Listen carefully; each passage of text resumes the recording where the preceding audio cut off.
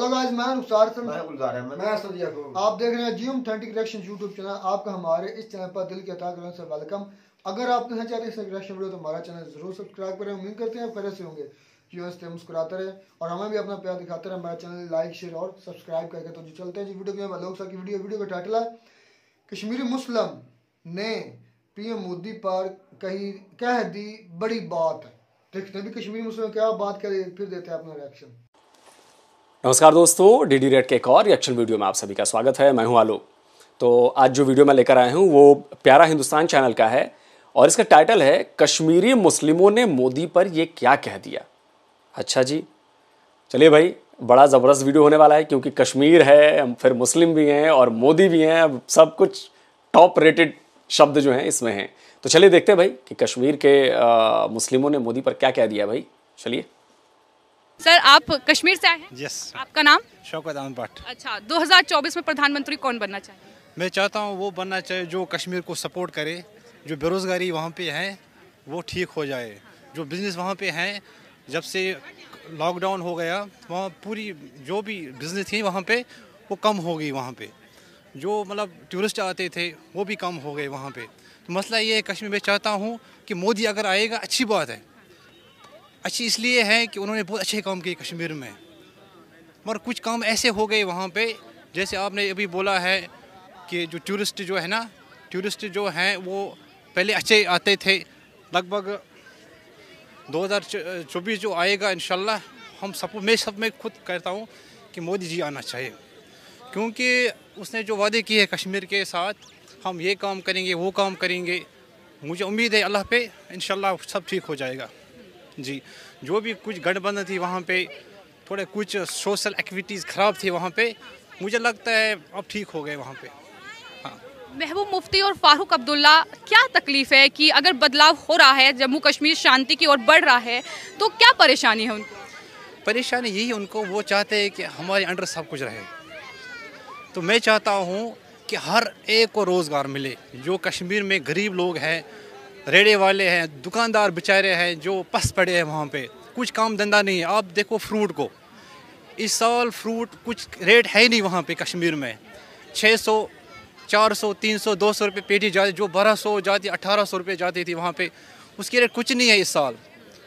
मुझे ऐसा लगता है 80% जो लोग हैं वो गरीबी की तरफ जा रहे हैं। सिर्फ 20% जो मुलाजिम हैं, जो जिनको तनख्वाह मिलता है मंथ टू मंथ, वो ठीक चल रहे हैं। बाकी 80% गुर्बत में है इस वक्त। अच्छा, राहुल गांधी जो यात्रा निकाल रहे हैं वो अब कश्मीर जाने की तैयारी में हैं, और आपको क्या लगता है कितना समर्थन मिलेगा? और एक संदेश जो है विपक्षी दलों को दिया गया है कि तमाम विपक्षी दल एकत्रित हो जाएं श्रीनगर में जो समापन होगा उस पूरे कार्यक्रम का। आपको क्या लगता है कि होगा, मुमकिन हो पाएगा? मैं यही कहना चाहता हूँ, मैं पहले भी ये बात कही है कि जो कश्मीर के लिए अच्छा होगा, मैं सबको वोट, मैं चाहता हूँ कि गरीबी हट जाए। कश्मीर में जो गरीबी है, लोग जो परेशान हैं वहाँ पे, वो हटना चाहिए। बस यही मैं लोगों से गुजारिश करता हूँ कि जो कश्मीर के लोग हैं वो उसको सपोर्ट करे, जो फ़ायदा दे कश्मीर को। ये ना कि हालात ख़राब हो जाए, पत्थरबाज, वो नहीं। अल्लाह का शुक्र है वो कुछ नहीं है वहाँ पे। लोग कश्मीर के बहुत अच्छे हैं, दिल के अच्छे हैं। हम यहाँ दिल्ली में आए हैं, हमें भी 1 महीना हो गया यहाँ पे लगभग। यहाँ भी वो लोग अच्छे हैं, वो वहाँ के लोग बहुत अच्छे हैं। कुछ लोग जो थोड़ा ख़राब माहौल करते हैं, लेकिन अल्लाह का शुक्र है जब से मोदी जी आए बहुत अच्छा माहौल है कश्मीर में। सिर्फ ये परेशानी कश्मीर में रोज़गार की, अगर थोड़ा वो रोज़गार देते कश्मीर को, थोड़ा ध्यान दे। कश्मीर लोग क्या चाहते हैं? कश्मीर के लोग यही चाहते हैं अमन हो कश्मीर में, सब यही चाहते हैं। कोई ये नहीं चाहता हम पत्थर करेंगे, कोई भी नहीं ये चाहता है। सब लोग अमन से रहे, हम सब खुश हैं वहाँ पे। सिर्फ रोज़गार की कमी है बस। ठीक है sir, thank you so much हमसे बातचीत करने के लिए। देखिए, बहुत इंपॉर्टेंट बातें इन्होंने कही हैं। बेरोज़गारी समस्या है, सिर्फ कश्मीर की समस्या नहीं है। बेरोज़गारी हमारे यहाँ बिहार में भी है, यूपी में भी है, हर जगह है बेरोज़गारी है। कश्मीर के लोगों को ज़्यादा तवज्जो दी जा रही है और आपको ये भारत सरकार की कोशिशों का नतीजा है और वो अनुच्छेद 370 हटाने का नतीजा है कि आज यूएई, सऊदी अरब हज़ारों करोड़ रुपए का इन्वेस्टमेंट कर रही हैं वहाँ पर। आज इन्हीं कोशिशों का नतीजा है कि गल्फ की कंट्रीज यहां पर सैकड़ों हजारों करोड़ रुपए लगाने को तैयार हैं। वो बिजनेस लेकर आएंगी, वो नौकरियां लेकर आएंगी, वो इनकम लेकर आएंगी। यही वजह है कि जम्मू कश्मीर में खेती को और ज़्यादा बढ़ावा देने के लिए इजराइल अपने यहाँ फर्म कंपनी खोलने वाला है। इजराइल यहाँ पर वर्कशॉप लगाने वाला है कि कैसे हम वहाँ पर जो कश्मीर के किसान हैं उनकी आमदनी को, उनकी उपज को बढ़ाया जा सके। और ये सब इसलिए हो रहा है क्योंकि कश्मीर को पिछले 75 साल में जो हक नहीं दिया गया था, जानबूझकर जो सब अपना कंट्रोल अपने पास रखना चाहते थे, जो कश्मीर के लोगों को दो चार घराने थे जो गुलाम बनाकर रखना चाहते थे, अब गुलामी की जंजीर जो है वो टूट चुकी है। कश्मीरी आम कश्मीरी समझ चुका है कि उनके साथ क्या खेल खेला जा रहा था। आज इसीलिए कश्मीर का युवा बड़े गर्व से कहता है कि जी मैं इंडियन हूं। वो बड़े गर्व से कहता है कि आज इंडिया के डेवलपमेंट में मेरा भी योगदान है, मैं भी शामिल हूं इसमें, क्योंकि मैं इस देश की मिट्टी पर पैदा हुआ हूं और इस देश की मिट्टी का मुझे हक अदा करना है। ये फर्क है, समझिए। और अभी भी अगर पाकिस्तान को ये बात समझ में नहीं आ रही है तो चिड़िया खेत चुग गई है, अब आपके पास कुछ भी नहीं बचा है। आप ढोल पीटते रहिए कश्मीर का, और पीटते पीटते अपने देश का दिवाला तो निकाल ही लिया है आपने, बर्बाद कर लिया है आपने। अब शायद बंटवारा भी हो जाएगा और आपका, देखते रहिए। क्या नाम है आपका? मेरा नाम बिलाल है और मैं कश्मीर से आया हूँ। अच्छा, कश्मीर से आए हैं। 2024 में प्रधानमंत्री कौन बनना चाहिए? मेरा ख्याल है कांग्रेस बननी चाहिए। अच्छा, हाँ। क्यों? क्योंकि कांग्रेस में ना अच्छी लगती है मुझे, इसलिए। अच्छा, आपको अच्छी लगती है, लेकिन आप कश्मीर से आए हैं तो मेरा बड़ा सवाल यही है कि 370 हटने के बाद कितना बदलाव कश्मीर में हुआ? बदलाव तो हुआ है, काफ़ी बदलाव हुआ है। जब उसका क्रेडिट आप किसको देंगे? उसका क्रेडिट तो मोदी को देना है, क्योंकि मोदी ने ये सब चेंज किया है। बट उसमें क्या है, एक्चुअली जो रोज़गार है वो तब से अच्छा नहीं मिला है हमें। हाँ, इसलिए हम अब एक और चांस गांधी को देना चाहते हैं कि देखेंगे वो भी क्या करेंगे। अच्छा, तो चुनाव कराने की तैयारी है कश्मीर में, और आपको क्या लगता है कि कौन सा गठबंधन होगा, किसकी जीत होगी, कौन सी पार्टियां चुनावी मैदान में उतरेंगी, क्या कहेंगे? मुझे तो यही लगता है कांग्रेस ही जीतेगा और मेरा सपोर्ट कांग्रेस को ही रहेगा। अच्छा, चूंकि आप कांग्रेस के समर्थक हैं तो आपका सपोर्ट कांग्रेस को है, लेकिन प्रधानमंत्री ने जो बदलाव कश्मीर में किया है तो उसका भी आप समर्थन करते हैं? हाँ, बस वही 370 हटा, उससे वो आतंकवादी जो थे वो कम हो गए, क्योंकि पाकिस्तान से आ जाते थे वो कम हो गए। लेकिन अब प्रॉब्लम ये है कि रोज़गार नहीं है। लेकिन विपक्ष, महबूब मुफ्ती हो, फारूक अब्दुल्ला हो, वो तो ये कहते हैं कि इसको बहाल किया जाए। शांति तो है ही नहीं। शांति तो नहीं है, वो तो सबको पता है शांति नहीं है, लेकिन हम क्या करें, आम जनता क्या करे? आम जनता को पहले पेट का सोचना है ना। वो कांग्रेस बीजेपी ना खेले ना, उनका नहीं चलेगा। चलेगा तो उनका जिनका मतलब जिनके पेट पे लात मारी है, जैसे आम लोग हैं, वो क्या करेंगे? वो उनका भी सोचना पड़ता है ना सबसे पहले। कश्मीरी पंडितों पर आपकी क्या राय है? वो कह रहे हैं टारगेट किलिंग का शिकार हो रहे हैं। और ऐसा कुछ नहीं है, टारगेट किलिंग कुछ नहीं है, ये सब न्यूज़ वाले जो है वो भड़काते हैं, ऐसा कुछ नहीं है। हाँ। कहाँ से आए हैं आप? हम तो जी पटेल नगर से ही आए हैं। अच्छा, ये बताइए। देखिए, बेरोजगारी समस्या है और उन्होंने कहा कि ठीक है, मैं कहता हूं ना, हमारे यहाँ यही डेमोक्रेसी कितनी मजबूत है। आप देखिए, कश्मीर का बंदा आके दिल्ली में खड़े होके बिना किसी डर के, बिना किसी जगह कहता है मैं तो जी राहुल गांधी का सपोर्टर हूं, मुझे कांग्रेस चाहिए। यही है हमारी डेमोक्रेसी। ये बताती है कि कितनी फ्री डेमोक्रेसी है हमारे यहां पर। एक आम आदमी बेझिझक, बिना डरे, खुलेआम बीच चौराहे पर यह बात कह सकता है कि जी मुझे तो फला पसंद है। उसको कुछ नहीं किया जाएगा, वो जाएगा अपना वोट डालेगा। और ये हमारा संविधान इस बात का अधिकार देता है। वही संविधान जम्मू कश्मीर में भी लागू होता है, वही संविधान बिहार में भी लागू होता है, वही संविधान यूपी में भी लागू होता है, वही संविधान कन्याकुमारी में भी लागू होता है। तो ये है हमारी डेमोक्रेसी। इसीलिए हम ग्रो कर रहे हैं, क्योंकि हम सबकी बात सुनते हैं। हाँ, जिसको वोट ज़्यादा मिलेगा वो जीतेगा, सरकार बनाएगा। और देखिए, जम्मू कश्मीर वो कह रहे हैं कि अब शांति आ रही है। अब प्रॉब्लम है भाई, ठीक है, अशांति इस वजह से भी है कि बेरोजगारी है, वो भी दूर की जा रही है। धीरे धीरे वो भी सब दूर हो जाएगी, चिंता मत कीजिए।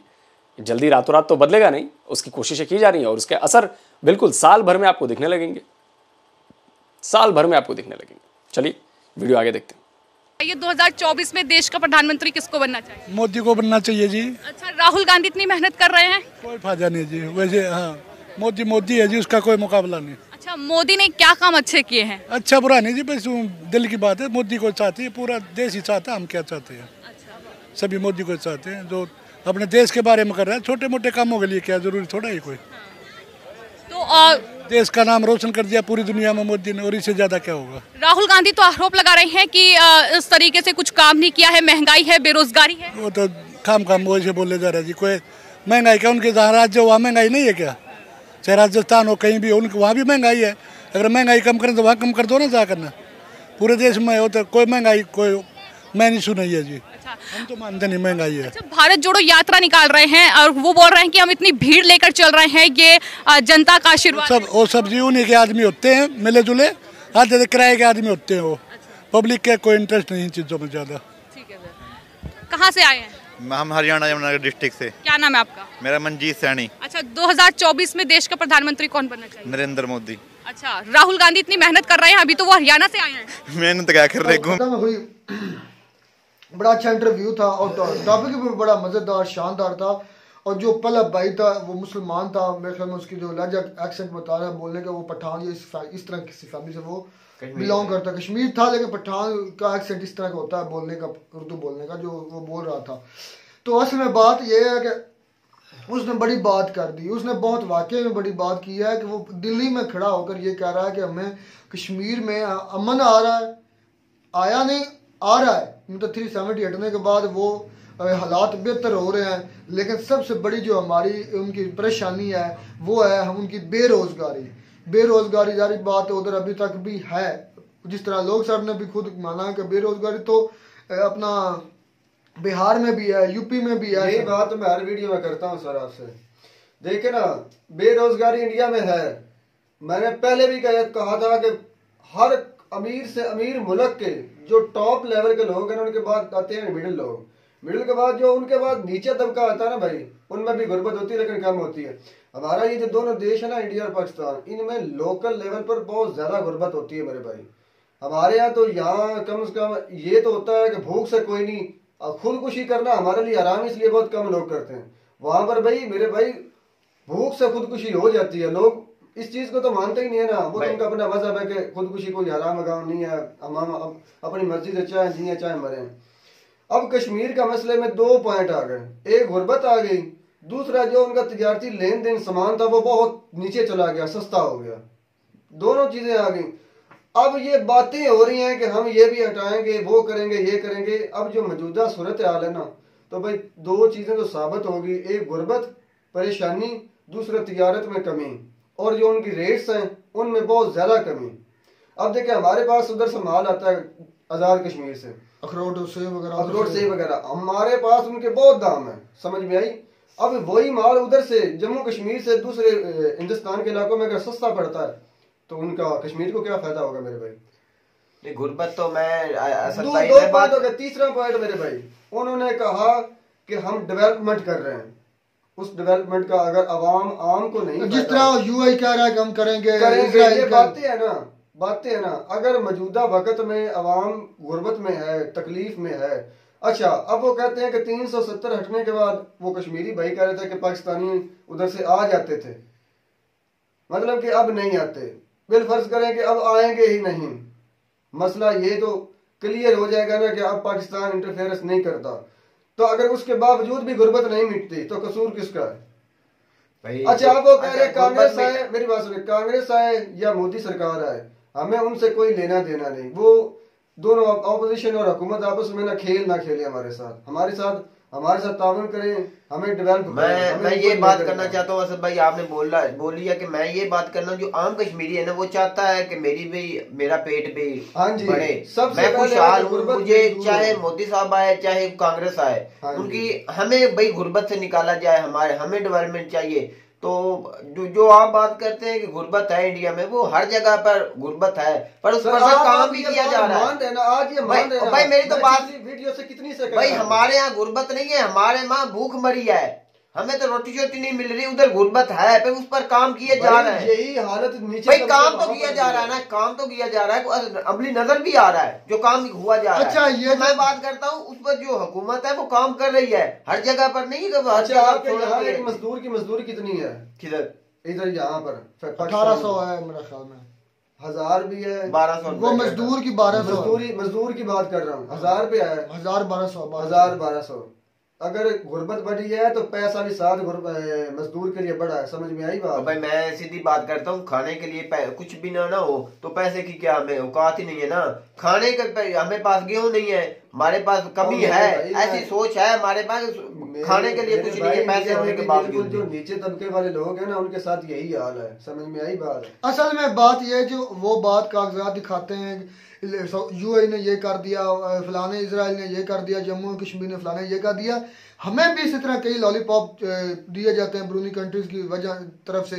यूएई ने कह दिया कि हम इतना आपको देंगे, इतने सेक्टर में आप पर डेवलपमेंट के लगाएंगे, ये करेंगे, तवानाई में शोबे में लगाएंगे। लेकिन बात असल तब बनती है जब हकीकत में वो लगाया जाता है। ये अगर ये लोगों को ये कह रहे हैं ना कि भाई हमारे यहाँ कश्मीर के लोगों पर इतना लगाया जाएगा, वो कंफर्म नहीं है। वो कंफर्म इंटरनेशनल तौर पर हमें अब कितनी IMF कहता है हम आपको पैसे देंगे, पैसे मिलते नहीं है कि 7 साल 6 मंथ गुजर जाते हैं।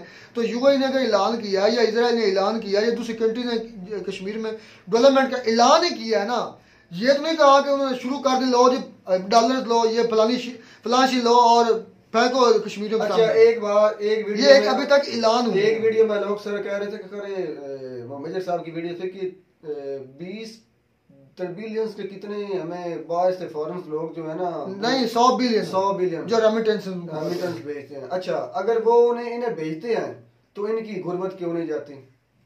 वो कहते हैं हमारी गुर्बत है, तुम कहते हो गुर्बत है। अब खुद ये इनकी आवाम कह रही है कि हम गरीब हैं, गरीब है, वो कह रहे हैं बेरोजगार की वो सर ने खुद कहा कि जो बिहार का इलाका वहाँ पर भी गुर्बत है और बेरोजगारी होती है, गुर्बत और होती है। भाई आप असद भाई आप बात समझने में आप थोड़ी सी बिल्कुल समझ रहा हूँ। जो बेरोजगारी तो हर मुल्क में होती है कि नहीं होती, उसकी शरह होती है, उसकी मुल्क में कितनी शरह है बेरोजगारी की, वो उस पर जोर दे रहे हैं, उस पर काम कर रहे हैं इंडिया वाले, कोई अमली काम कर रहे हैं। हमारे यहाँ तो कोई काम ही नहीं किया जा रहा। मैं ये बात करता हूँ, गुर्बत और चीज होती है, बेरोजगारी और चीज होती है। कि बेरोजगारी है हर माशरे में होती है, अमेरिका जैसे मुल्क में भी जाए, उधर कोरोना के दरमियान नौकरी नहीं मिल रही। असल में पता, हम एक वीडियो देख रहे थे, इंडियन चैनल था, व्लॉगर चैनल था, वो कश्मीर में गया था, बड़ा मशहूर चैनल है ड्रीम चेजर। उसकी एक मैं वीडियो देख रहा था, वो कश्मीर की तरफ उसका व्लॉग था, उधर विजिट करने गया था। मुझे नहीं पता उधर हालात क्या, लेकिन मुझे उस वक्त अंदाजा हुआ जब वो एक फौजी ने उसको रोका